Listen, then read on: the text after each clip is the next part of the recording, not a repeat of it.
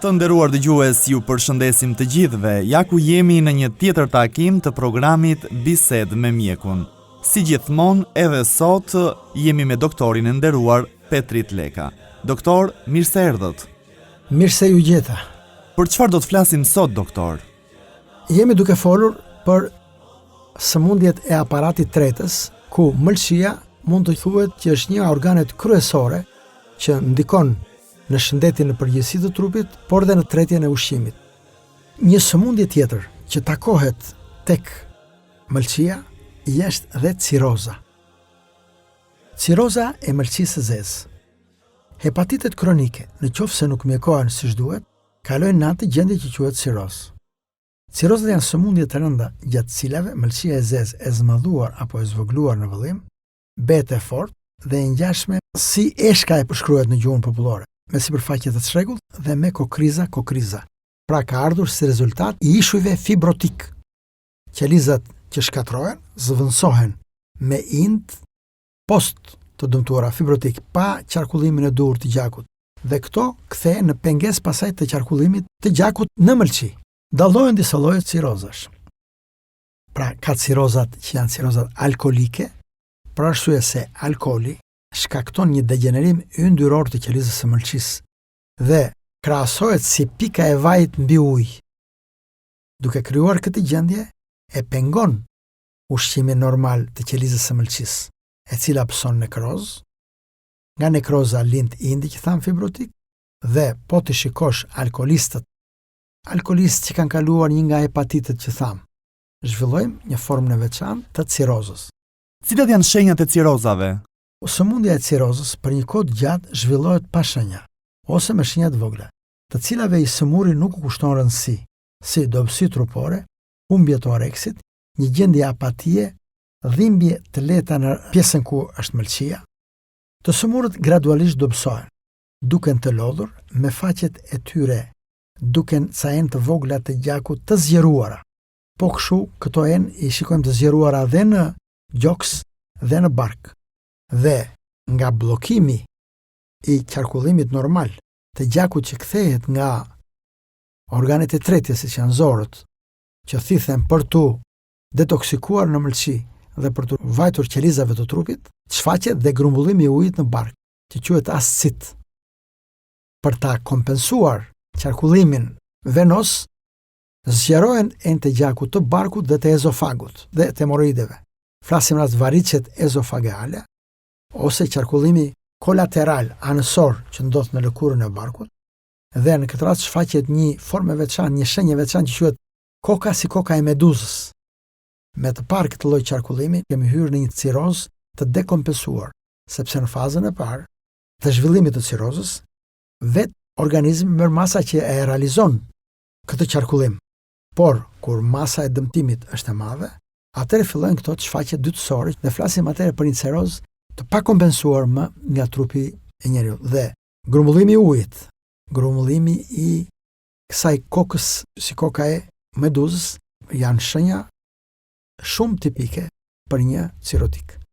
Por ciroza, tham, mund të vijë nga një cirozë alkolike, mund të vijë nga një steatozë hepatike, dhjamosja e shtuar e mëlçisë, mund të vijë nga hepatitet që tham, qoftë hepatiti A, qoftë hepatiti B, qoftë se kanë si zhvillim të tyre, dhe cirozë, që flasim për një dëmtim të theksuar të mëlçisë, kur si rezultat i dëmtimit të funksionit hepatik të mëlçisë, atëherë shfaqet pastaj që nga anemia, nga ulja e imunitetit të trupit të njeriut, dobësimi ka eksia e theksuar, shfaqje e edemave e ajntjeve në fillim me barkut me ujë që quhet ascit, pastaj dhe në anësi, dhe si rezultat e mos kryes së funksionit laboratorik apo detoksikus të mëlçisë, rritja e substancave të amoniumit çon dhe në amoniemi, pra të cilat vënë në tru, dëmtojnë trurin dhe çojnë deri në gjendje kome që realizojnë dhe vdekjen. Por këto janë dëmtime që vijnë në mënyrë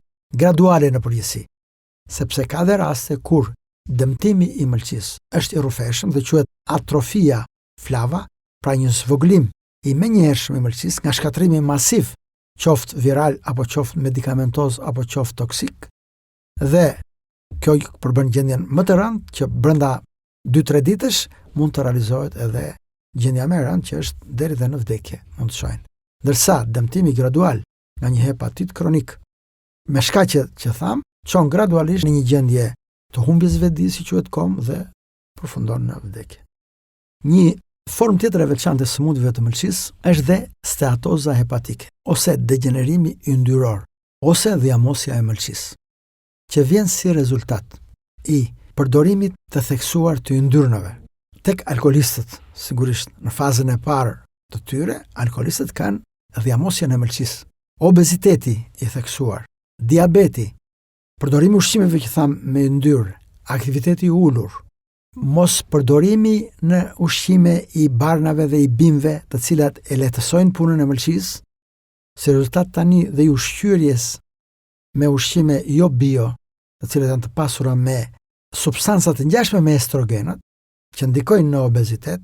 Të gjitha këto kanë vënë në dukje që shfaqen tek shumica e njerëzve e një dhiamosje të mëlçisë, e cila më vonë, gradualisht duke penguar qarkullimin e brendshëm të mëlçisë të pigmentit biliar, çon dhe në formimin e gurzave, qoftë në kanalet e lëngut biliar të mëlçisë, qoftë dhe pastaj gurve në fshikëzin e tëmthit. Kjo është steatoza hepatike, e cila pengon kryenën normale të funksionit të mëlçisë.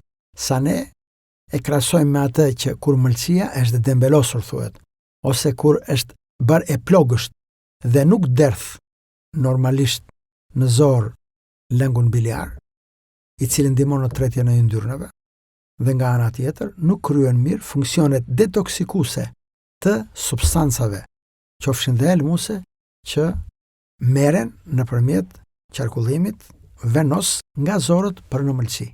Të gjitha këto pastaj shfaqin fenomenet e tyre. Tek shumica e njerëzve shfaqet për shembull fenomenet e regurgitacionit, të kthimit të lëngjeve në ezofag.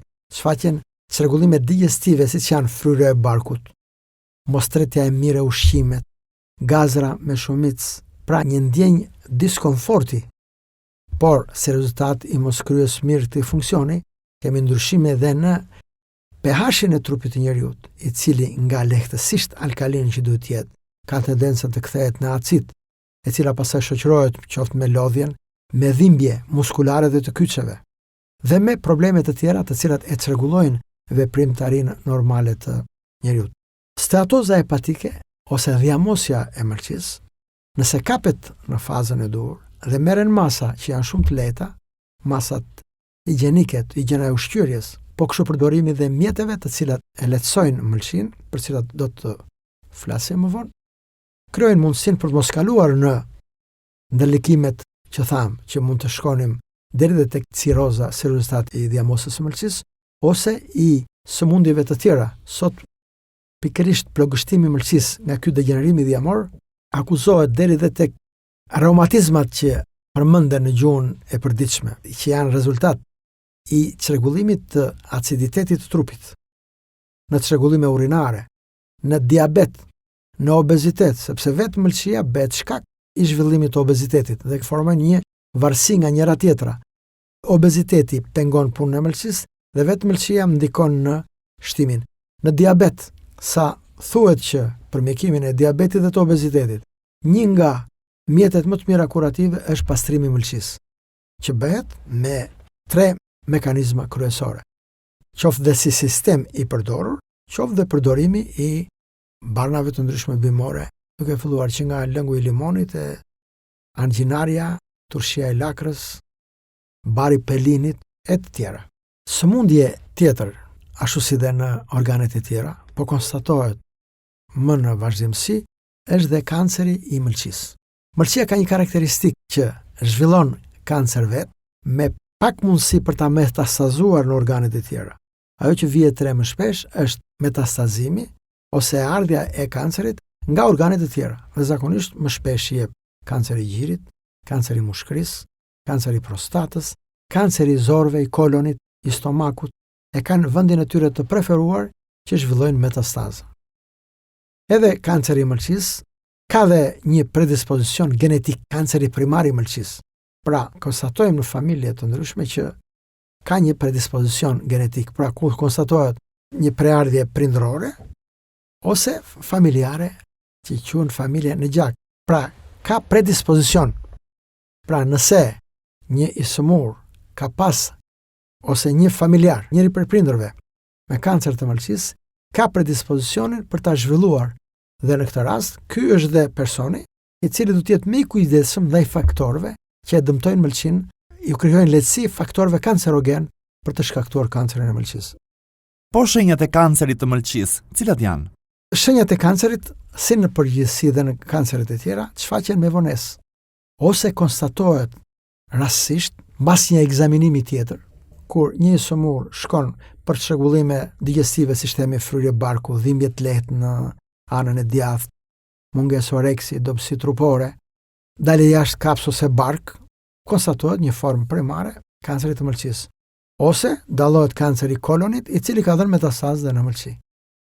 Më vonë pasaj, kur kanceri është zhvilluar dhe ka prekur një masë më të madhe të organit të mëlçisë, atëherë zhvillohen dhe shenjat e tjera që thamë, se rezultati i bllokimit të qarkullimit limfatik, qarkullimit të gjakut, zhvillohen dhe fenomenet e tjera si asiti, ai qarkullimi kolateral që thamë me zmadhimin e enëve të lëkurës së barkut, dhe fenomenet e tjera për shembull në rast se kjo gjendje është e zhvilluar nga zgjerimi i variceve të ezofagut ose zgjerimi i enëve venoze të gjakut të ezofagut, ndodh që prej tyre plasin dhe kemi të vjella hemoragjike ose dalin jashtë në ngjyrë të zezë. Është një nga shenjat që na orienton drejt një kanceri të mëlçisë ose drejt një ciroze të mëlçisë. Por shenjat më tipike janë ato që kapen në një ekzaminim ku kanceri i mëlçisë ka një hije karakteristike, qoftë si hepatom, si mas e zhvilluar solide, qoftë dhe kur është kancer i cili merr pamjen e syrit kaut, quhet një shenjë ekografike. Për trajtimin e kancereve ndiqen rregulla si në kanceret e tjera. Aty ka mundësi të ndërhyjet në varësi të madhësisë që kapet. Sot metoda operatore shumë të zhvilluara kanë arritur që të dominojnë, ose nëpërmjet një metodë e re që po prahet sklerotizimi në futjes së lëndëve sklerotizuese, të cilat procesin e krijimit të enëve të reja të gjakut shkaktojnë një koagulim ose intravaskular dhe nuk e lejnë më të zhvillohet. Dhe ky quhet sklerotizimi i enëve, është një nga format. Pastaj format e tjera, kemoterapia, që përdoren më shpesh, por në rastin e kancerëve të mëlçisë, se rezultati kapes me vonesë, por edhe të një organi që është shumë specifik, janë pak efektive masat e mjekësisë konvencionale, kështu që këtu ka mundësi për të bërë mjekësinë integrale, kombinimi pra i mjeteve natyrale me mjetet konvencionale për të pasur një efekt më të mirë. Doktor, cilat janë disa nga kurat popullore që përdoren për kurimin e sëmundjeve të mëlçisë?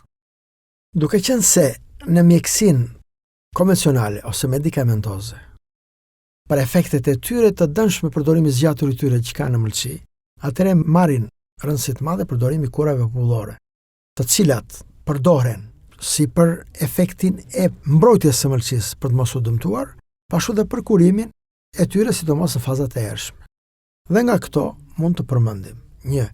Lëngu i limonit, një gjysmë limoni ose një limon i shtrydhur në një gotë me ujë, i ëmbëlsuar me mjalt. Kjo mund të përdoret çdo ditë në mëngjes esëll.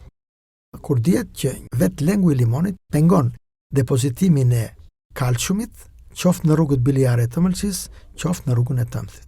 Po kështu është vënë re që një efekt të mirë kanë dhënë patligjanet. Patligjanet dhe nga ngjyra, se zakonisht në natyrë ka dhe bimë të cilat ngjajnë me organet. Patligjanet ka ngjyrën e mëlçisë. Dhe si formë, jo plotësisht, por e merr patligjanet e zhvilluara të mëdha të mëlçisë. Dhe në praktik lind ideja e efektit të mirë që mund të japin përdorimi i patligjaneve në trajtimin ose parandalimin e sëmundjeve të mëlçisë. Patligjana mund të përdoret qoftë si e vetme, qoftë dhe në ushqimin që hahet në kohën e nëstinën që ato kanë. Por për përdorim tek të sëmurët me sëmundje mëlçie, mund të ndiqet kjo metodë. 2 patligjane priten në katërsh dhe zihen në 1 litër ujë për 20-25 minuta. Dhe kjo sasi përdoret 3 herë në ditë nga një gotë mbasi është ftohur. Tjetër një bimë mjekësore me vlera për trajtimin e mëlçisë është angjinaria. 2 kokra shtypen, zihen në 1 litër ujë dhe pihen dhe këto 3 herë nga njëra ditë. Po kështu është përdorur në eksperiencën e mjekësisë popullore dhe bari pelinit, i cili ndihmon në të kurshmërinë dhe ka efekte të mira qoftë për zbrazjen e fshikës të tëmthit, po dhe të kanaleve të mëlçisë që derdhin këto lënje në duktusin e përbashkët për të pasur efektin e tretjes së mirë të yndyrnave.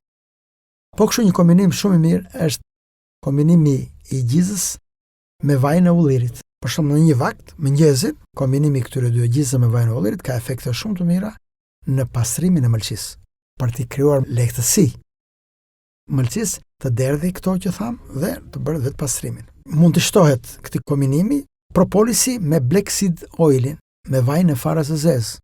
Kjo mund të përdoret edhe 3 herë në ditë ose 2 herë në ditë.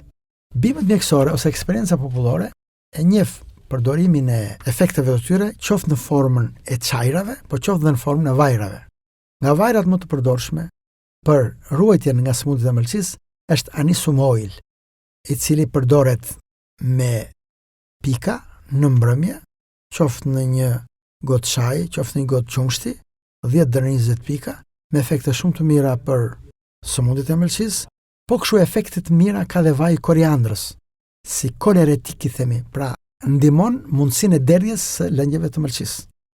Dhe ndikon pasaj si në rastin e mëlçisë, po kështu dhe kur në fshikësin e tëmthit kemi lum ose gurza. Efekte të mira ka dhe sesam oil, i cili rrit sekrecionin, ajo që tham dhe gjalluron funksionin e mëlçisë. Këto janë disa metoda popullore ose disa bimë mjekësore dhe vajra, të cilat kanë efekt shumë të mirë në kurimin e sëmundjeve të mëlçisë dhe në mbrojtjen e mëlçisë. Pra, mjekësia natyrale ka këtë efekt të mirë që mund të përdoren dhe pa u sëmurur për ta mbrojtur, por mund të përdoren dhe për kurimin e sëmundjeve të mëlçisë. Nuk kanë efekte anësore, përdoren për një kohë të gjatë dhe efektin e tyre e kanë të ngadalshëm. Pra, janë pa dëme, nuk janë shumë të kushtueshme dhe kanë efekte shumë të mira kuruese. Doktor, të falenderoj për të gjitha shpjegimet që na përcolle në lidhje me këtë temë të sotme. Ju faleminderit. Dëgjues të nderuar, ju falenderoj edhe juve për vëmendjen. Bashkë miru dëgjofshim.